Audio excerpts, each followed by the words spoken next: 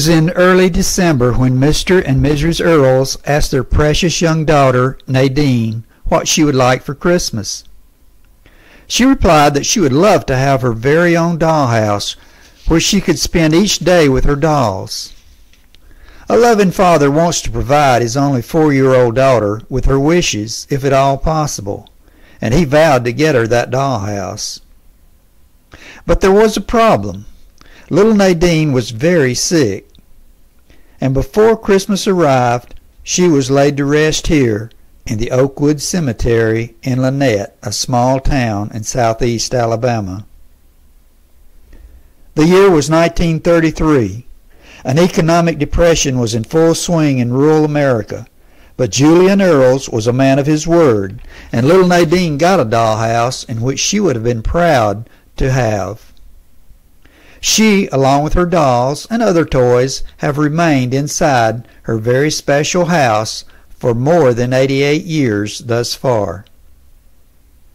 Eventually, her dollhouse included electricity, and every year a beautiful Christmas tree with lights is provided. People continue to bring wrapped gifts, and they place them beneath the tree, and something is inside the boxes. Julian and Alma Earls are now buried on different sides of Nadine's dollhouse. It is as if the Earls family continues to spend Christmas together at their special house indefinitely. Little Nadine did not live long enough to make a name for herself, but she is now known throughout the world and has been featured by Ripley's Believe It or Not.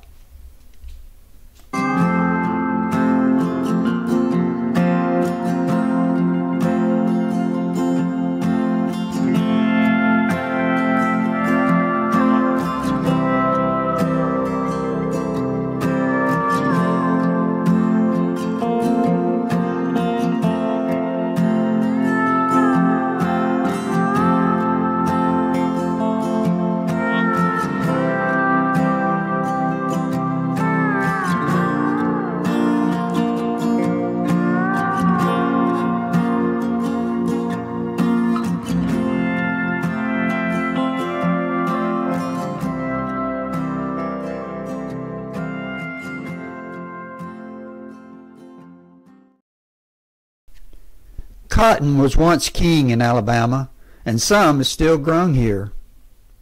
Along with cotton came textile mills, such as this one here in the town of Valley. A railroad once ran here to transport goods to and from the mill. It's now a walking and biking trail, and the textile mills have mostly closed down, with many having moved overseas several years ago. A few ball cypress trees glow orange, having stopped their photosynthesis and given up their green needles.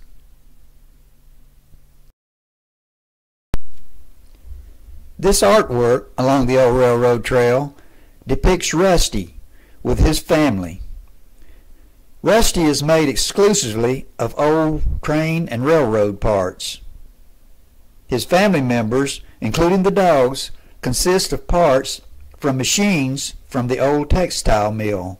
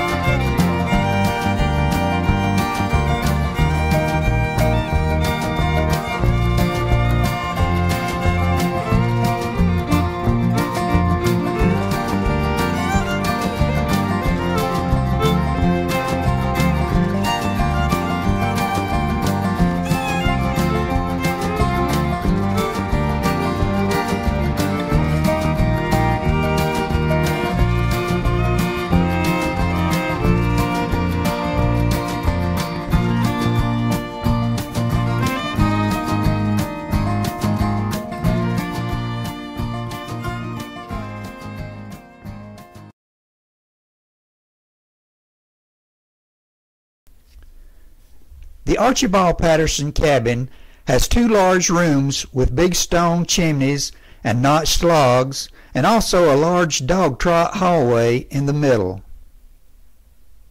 This was the center for education before formal schools were established in this area. It was built by the son of Archibald Patterson, who died in 1857. The pioneer Patterson family came here from North Carolina. This is the oldest dwelling still standing in the area. Not very far from the old cabin's well can be seen the stump where a horse head has been carved by some talented person. A small grave without a headstone can be found in back of the old cabin. The Muskogee Creek Indians built the first human settlement near here by the Tallapoosa River, and they called it Tallis. Close by, in the Creek Indian town of Tucabachi, is where Tecumseh visited in 1811, which kindled the beginning of the Creek Indian War. A man named Baron de Beau, a French Huguenot who married a half-Creek woman named Millie Reed, he was the founding father of Tallahassee. And in 1844, he sold this land and water power for the site of which became the textile mill, which was only the second one having been built in Alabama at that time. During the Civil War, the Confederate Armory was moved from Richmond, Virginia to here in this old textile mill, and it's here that gun stocks and barrels and other parts were manufactured for use during the Civil War. It's said that less than a dozen of these Tallahassee rifles have survived up until this time. In the 1940s, this mill prospered by supplying textile products to the armed forces during World War II. The mill finally closed in 2005 as being the oldest continuously operating mill in the United States, where it had operated for 161 years, which included remaining open during the Great Depression at a reduced capacity.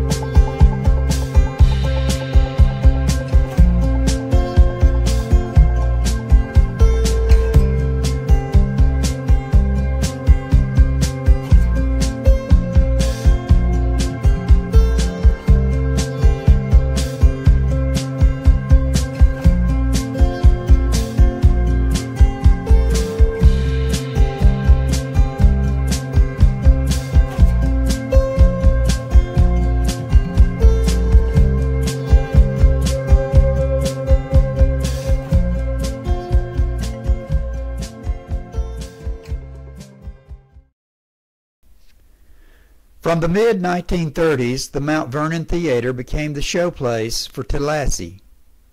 Traveling troops and local performers left backstage signatures on the walls and also on the large air duct. The most famous being Hank Williams, who played the stage and reportedly frequented the area on several different occasions. The latest dated signature was in the early 1970s.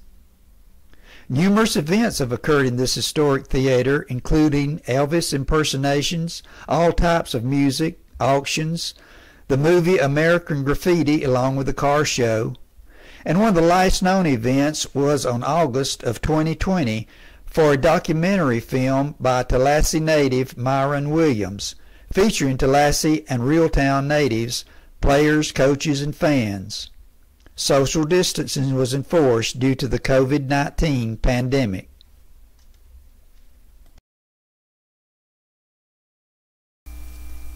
Tallahassee is a town in which there's been several reports of ghost sightings, some from the days of the Civil War.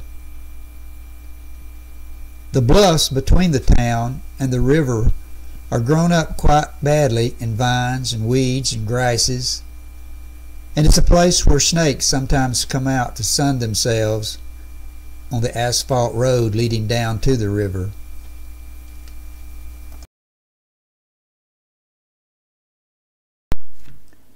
Yes, we certainly do love this place called Wetumpka. But you would not have wanted to have been standing here some 85 million years ago. And luckily no one was. However, about that time, it's said that a very large meteorite hit this area, causing a tremendous amount of damage. It was, however, not enough damage to wipe out all of the dinosaurs, because that didn't occur, supposedly, until approximately some 20 million years later.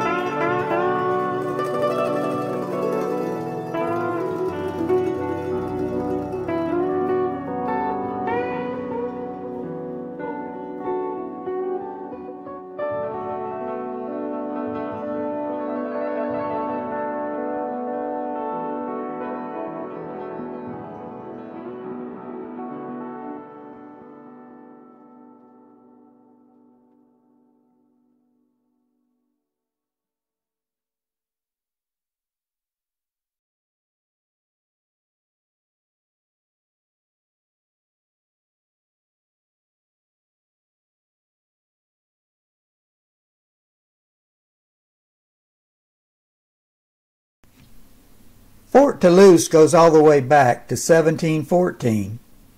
However, this site is said to have been occupied by humans for some 10,000 years or so. And that is understandable because it's in a large flat area where the Coosa and the Tallapoosa rivers join to form the Alabama River. Their high river banks prevent flooding, except perhaps in very extreme cases. This French fort was also known as the Post of the Alabama, which I think seems more descriptive, because the French Marines, of which there varied between 50 and 20 men, they traded extensively with the Creek Indians, and they had friendly relations with them. They traded flintlock guns and gunpowder and other things for their food and their furs. In fact, the French commander, Captain Merchant, married a high-status Creek woman in about 1720. However, the living conditions were very poor at Fort Toulouse, which was neglected by the French government. And in 1722, just 2 years after Captain Merchant had married, the troops rebelled in mutiny and they actually killed Captain Merchant. And they tied up other officers before fleeing the fort. Those bound officers were able to free themselves, and then the Creek Indians helped them to capture the mutineers, who were forced to Fort Condé in Mobile for punishment. But the fort continued and conditions improved, as some of the soldiers then married French women from Mobile, and also they married some of the local Creek women. They established small farms in the area, which greatly improved the food supplies. But deterioration of the fort by the late 1740s meant that a new Fort Toulouse was built here in 1751. And then by 1763, the British had defeated the French, and the Treaty of Paris meant that the French left this fort forever, bound for New Orleans and/or France. And the British did not occupy the fort because they didn't really want it or need it, and it deteriorated over time. By 1812, due to conflicts with the Creek Indians, a young General Andrew Jackson ordered the construction of a new and larger fort to be built here to encamp his troops. General Joseph Graham named it Fort Jackson.